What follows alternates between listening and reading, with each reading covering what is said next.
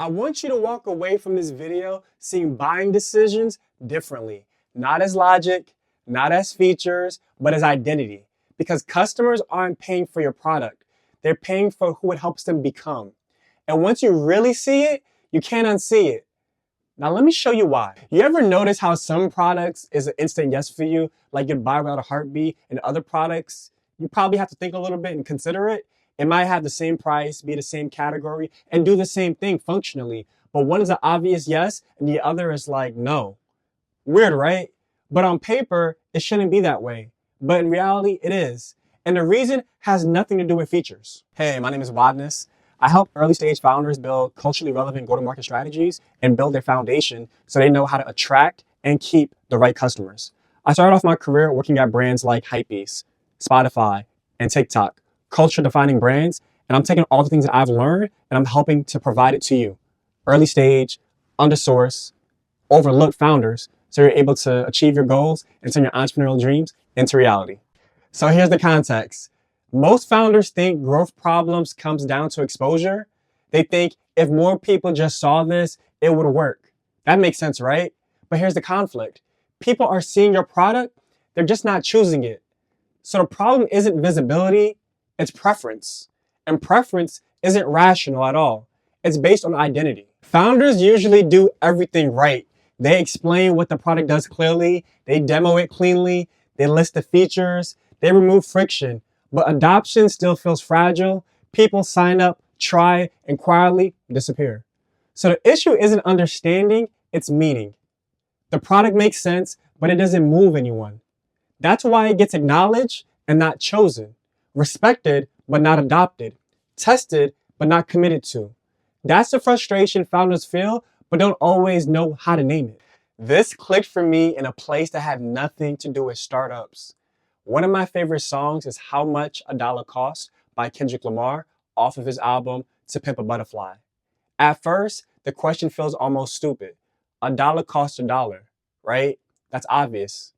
But the more I listened to the song, the more uncomfortable it got for me because I realized that my answer was very surface level. And most of us, we stay surface level when we look at things. I always flirted with the idea, just my imagination, you know, rolling past people that we consider bums or homeless, and saying to myself, what if that was the moment? You know, this is not a human form, but this is a mortal form of an angel testing your integrity to actually stop, not just give them money, but talk to them. You know what I'm saying? In the song, Kendrick talks about being asked for money by a homeless man while traveling to South Africa. Context is just a dollar. But the moment turns heavy. It forces him to confront his ego, his generosity, who he thinks he is. The dollar stops being about money, it becomes a mirror, a reflection. Later, Kendrick explains the meaning simply, if you want to live forever, help as many people as you can. That's the resolution. But the real cost of a dollar was never financial. It was all about identity. The same thing happens every time somebody decides whether to choose your product or not. They're not asking, does this work? They're asking, what does choosing this say about me? So here's the law. Features explain what your product does. Identity explains why anyone chooses it. Every buying decision carries meaning, even the practical ones, especially the practical ones. People don't buy tools to use them. They buy tools to feel different afterward. More confident, more in control, more legit, more put together. But when founders only talk about features, they leave that meaning unsaid. So customers fill in the gaps themselves. And if you don't define the identity, the market will. And that's what you don't want. Let's use a consumer product, for example, like the Oura Ring that tracks sleep. That's the feature. But nobody buys it for sleep stages. They buy it to become someone who takes their health seriously, their sleep seriously. Someone intentional, someone disciplined. The ring is the product. The identity shift is the value.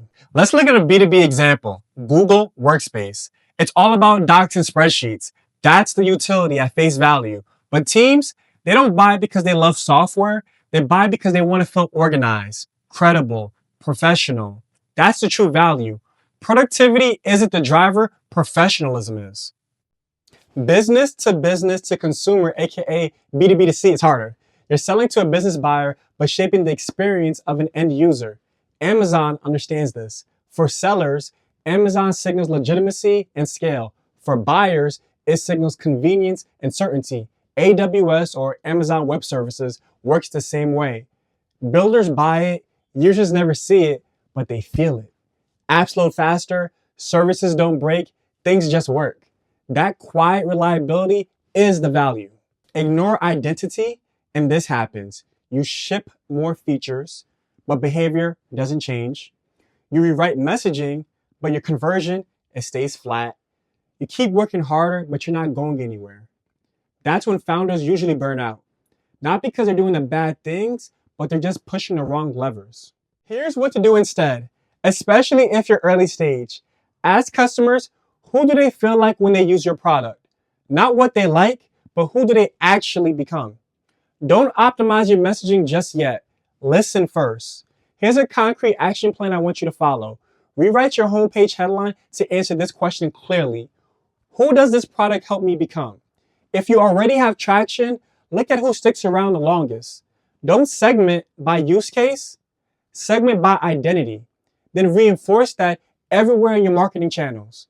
Anywhere customers can see it, make sure you communicate that same message. Remember the question we started with? Why some products feel like an instant yes and others don't even get considered? Well, now you know.